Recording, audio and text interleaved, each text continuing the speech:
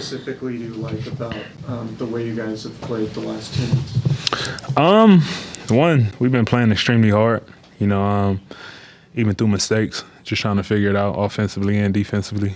We still got a lot to clean up, but, through it all, we going out there just, competing. DeMar DeRozan has had games similar to this for a while now in Sacramento, but pretty new to you. What are your impressions when you see a big man who can impact the game the way he does? Oh, man, I told him, I think, in the third, when he came out, I told him, I feel for him because he gets beat up and still play through it. He don't complain. It just show you the competitor, the warrior he is, and to be able to go out there and do that every single night, as physical as he is, it's incredible, what he's able to do offensively and defensively. You guys had, I think it was 9 blocks and 7 steals through 3 quarters. I know that team hasn't been playing very well offensively lately, but what do you make of just the activity that you guys had on the defensive end? They still a talented team. They got a lot of great talented individuals over there that's able to score the basketball, shoot the basketball.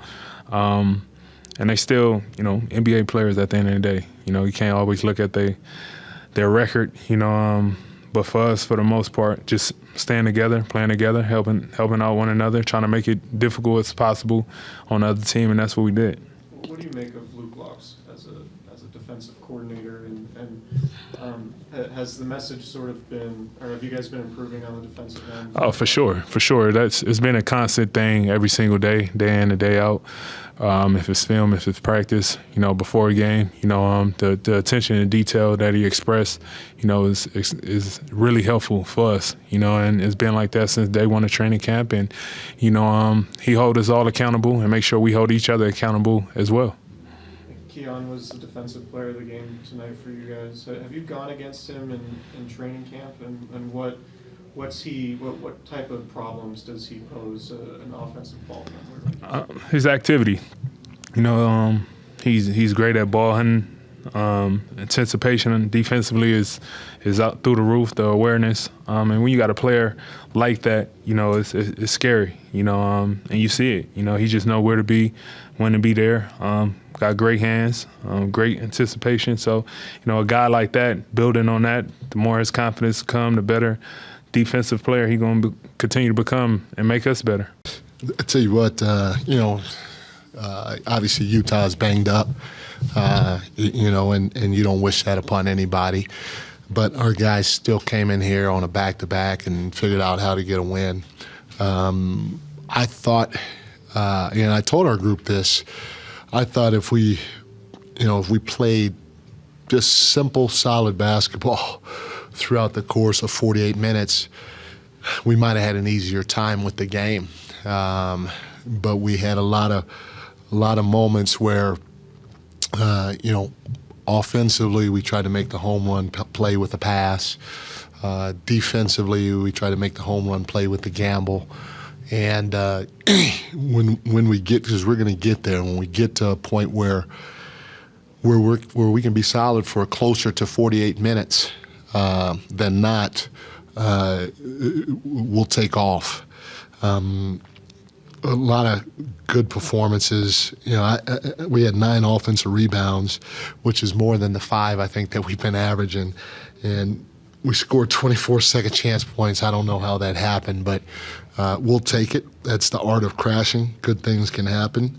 In terms of points in the paint, we were really poor in that area last year, and Utah scored 38 points in the paint, which was good. Our guys are starting to understand what it means to shift and to be there to help your teammate. So good moments on the defense end of the floor at times. And then, we had a lot of good performances. Obviously, DeMar, when we were going through a little rut, it's always good to be able to throw him in the game and have him settle us down. His patience to get a good shot or a shot where we have an advantage it's amazing. I mean, it's time after time after time. He's just really patient and methodical with his approach when it comes to valuing a possession, and we all have to get there. so we can be a really, really good team. But he was big with the 20 points and 8 assists. Domas, another double-double. He's just a monster in there. He wears his hard hat every single game, and he was fantastic tonight. Obviously, Foxy was Foxy, and Kev was really good. He was good on both. He was pretty solid on both ends of the floor. But Keon off the bench was tremendous. He was our defensive player of the game. He just had his hands on everything. His hands were on the ball all the time. Steals, deflections, blocks. I mean, he had 3 block shots. So an amazing game from Keon, especially on the defense end of the floor tonight. With Luke taking over the defensive side, yeah. What are you seeing early on in the season, and were there things that he had been preaching or you guys had been preaching that you saw tonight, maybe particularly in the third quarter? Yeah, well, from day one that Jordy's been here, we've been preaching activity. We've always, when we've had a high number of deflections, we've been pretty good record-wise, and so that's no different with Luke. Luke is preaching the same thing, but I think the biggest change or biggest difference is that Luke has brought to the table is he's really, really preaching our shifts or shifting the right way. He's worked extremely hard with our guys on it, and it's paid off. We can all feel it. We can all see it. We could see it not just on the floor during the games and when we watch film, but we could see it in the production when it comes to the box score. So we have to keep trying to protect the paint because teams look at us and they think, okay, hey, attack, and if we can get to a point where we're able to deter some of those attacks and make teams take contested jump shots, then that's going to be a lot better for us. And then, we played a different zone last year. Luke changed our zone up. He's added a little bit of a zone press, which is good. And, Luke's a young, bright coach that will be a head coach in this NBA. Will be a head coach in the NBA someday.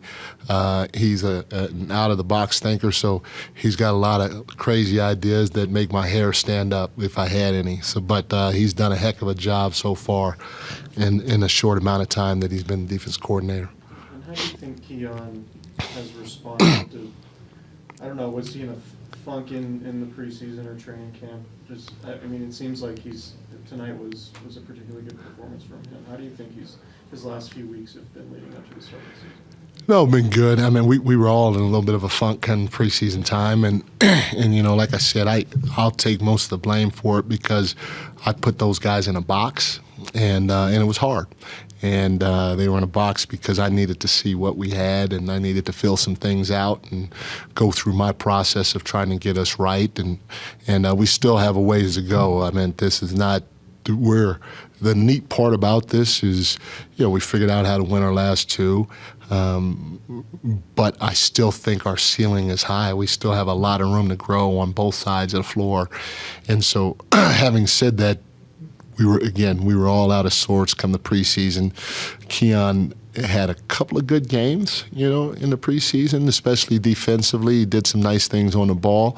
But, Kevin, I wanted to give him an opportunity, and Kevin's played well on both ends of the floor since he's been inserted in that lineup. And so just trying to find minutes for Keon has been a little tough, but that's what I get paid for, and I'll figure it out. He was tremendous tonight. He deserved to be on the floor tonight, and we tried to keep him out there as long as we could while trying to continue giving the rest of our guys some time too. But he's going to be fine. He's one of the best young defenders that I've ever coached.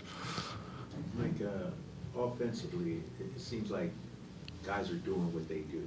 Do you notice any deferring or overpassing or anything, or is that you guys worked your way through that and guys are just playing? They are playing. There are times when when we get a little stagnant, and it's because we pass up open shots. We have great shooters on the team, and we want to let it fly. You know, we had 31 threes tonight. Obviously, we didn't shoot them at the clip that we normally do. We were 8 for 31, but in my opinion, we could have easily had 41, 42, 43 threes.